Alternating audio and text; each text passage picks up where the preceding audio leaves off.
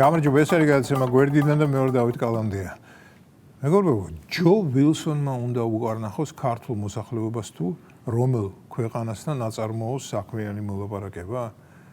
რა გაია რომ ჯო ვილსონისა და მისნაირების მიმართ ჩვენები დიდი ხანია ირონიულ დამოკიდებულებას ინარჩუნებენ და არც ერიდებიან ამის ხმამაღლა თქმას. ხშირად მithქვამს რომ ჩვენი ხელისუფლებისადმი მაქვს გარკვეული პრეტენზიები და ეს სრულიად ნორმალურია. არანორმალური იქნებოდა მუდამ კმაყოფილი რომ ყოფილიყავი. ჯერ არ დაბადებულა ისეთი მთავრობა, რომლის მიმართაც მე და განამხოლოდ მე ნებისმიერი ჯანსაღად მოაზროვნე ადამიანი სრულიად კმაყოფილი რომ ყოფილიყო.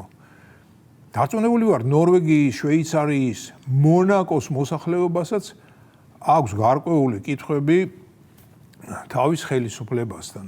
ადამიანი იმიტომაა ადამიანი, რომ ერთ ადგილზე გაჩერება არ შეუძლია, სულ წინ მიისწრაფის, ანუ მეტი და მეტი უნდა. ამიტომ არ ვეთანხმები მუშნი ზარანდიას, რომელიც ამბობდა ისეთი ჯამაგირი არ არსებობს კაცს რომ ეყოს. კაცი უნდა ეყოს ჯამაგირსო, რაც მეტს მოგცემენ, მეტი მოგინდება. ჯამაგირი კი არ არის დიდი და პატარა, მადა დიდი და პატარაო. ზარანდიას ახლა არ ვეთანხმები, თორემ ადრე, როდესაც სულ პატარა და ციცქნა ვიყავი, ვეთანხმებოდი. მეგონა მართალი იყო ბიძია მუშნი. დღეს კი ვაცხადებ, არა, არ არის მართალი. კაცი თუ ეყო ჯამაგირს, ეს იმას ნიშნავს, რომ ის ერთ ადგილზე გაჩერდა. ამას კი მეცნიერულ ენაზე სტაგნაცია ჰქვია. რატომ დავიწყე ამაზე ლაპარაკი? ხო, იმიტომ რომ ღმერთმა დაემფაროს ჩემი ხელისუფლება თავიდან ბოლომდე მომწონდეს, მაგრამ ერთი რამე ძალიან მომწონს და მიმაჩნია რომ სრულიად მართალია. ის რომ შეეშვა კუდის ქიცინს ყველაფერი დასავლურის მიმართ. და ეს გუნი 2018 წლიდან დაიწყო. დიახ, დასავლეთმა საქართველოს ისეთი პირობების აყენება დაუწყო, რის შესრულება ჩვენი ქვეყნისთვის ავის მომასწავლებელი იქნებოდა. ალბათ იმის მსგავსი, რაც უკრაინას წაუყენა. უკრაინამ შეაუსრულა და ამიტომაც არის ახლა ასეთ დღეში, როგორშიც არის. ჩვენ არ შევასრულებთ და გადაგვეკიდნენ და არ შეუსრულებთ. ანუ მე და თქვენ კი არ შეუსრულებთ, არამედ ჩვენ მიერ არჩეული მთავრობა არ შეუსრულებს. ხო, ფაქტობრივად გამოდის, რომ მე და თქვენ არ უსრულებთ დასავლეთს ყველა ხუშტროს და ამით ვამაყობ.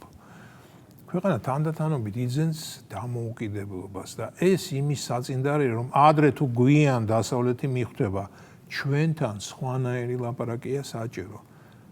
საქართველოს პრესი მეტნაკლებად შეასუსტეს და ახლა სომხეთზე გადაერთნენ.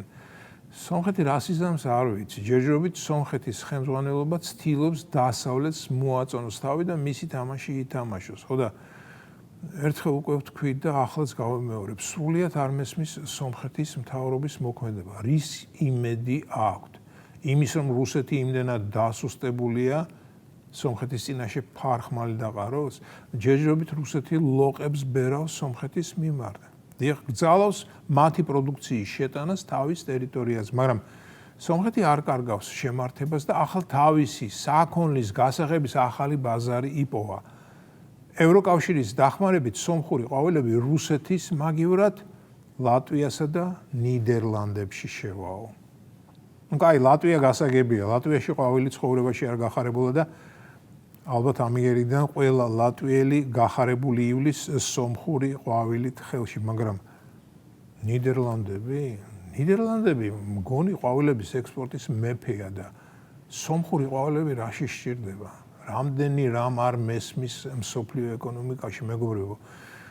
მე კი არ მესმის რაში სჭირდება ყვავილების ერთ-ერთ მსხვილ ექსპორტიორს სომხური ყვავილები, მაგრამ ევროკავშირს ესმის.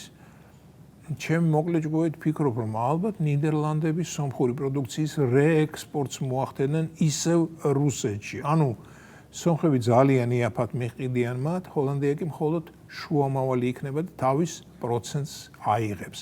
ნავთობის არ იყოს მესამე ქვეყნები რუსული ნავთობის რეექსპორტს ევროპაში რომ ახორციელებენ და ამით კმაყოფილები არიან. და ითვლება, რომ ევროპა რუსულ ნავთობს არ მოიხმარს. რადგან ემბარგო და სანქციები აქვს გამოცხადებული. მოკლედ ყველაფერი არეული ევროპეისკი ოჯახში.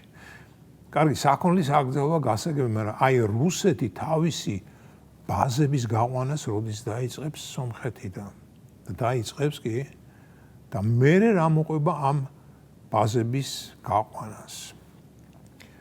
მახსენდება ჩვენგან რუსული ბაზები რომ გადიოდნენ რა სიხარული იყო გამეფებული ჩვენს მოსახლეობაში. გვეგონა რომ საბოლოოდ მოუღეთ ბოლო რუსეთის ბატონობა სამხრეთ კავკასიის ამ მონაკვეთში, ანუ საქართველოში. ეს 2007 წლის ნოემბერში მოხდა. 2008 წლის აგვისტოში კი ისინი დაბრუნდნენ. გაუტიე სომხეთის თემას. მე კი დავიფიცე, არაფერს ვიტყვი მათზე მეთქი, მაგრამ მე რამდენად გავტეხე სიტყვა და კვლავ მათზე ვლაპარაკობ. მეზობლები არიან და იმიტომაც ვღელავ. ეს სადმე სუდანში ან ახალ ზელანდიაში რომ ხდებოდეს, ალბათ წარფსაც არ შევიხრიდი. ვბრუნდები ჯო ვილსონს. თუმცა მომბეზრდა ჯო ვილსონი. ისე იგი ისეთი შეგრძნება მაქვს ჯო ვილსონს ნაცემა ორმაგი ტარიფი რომ გადაუხოდა, ის მელქიორის ლანგრით პირში ტრამპის წინ კინტაურსაც იცეკვებს. სიამოვნებით შევხედავდი როგორ იკლაკნება ჯო ვილსონი კინტაურის ილეთებში და იქნებ ვისაც ხელი მიგიწვდებათ ნაცებთან სთხოვოთ რომ ჩემი მორიდებული თხოვნა შეასრულოს. დიდება საქართველოს.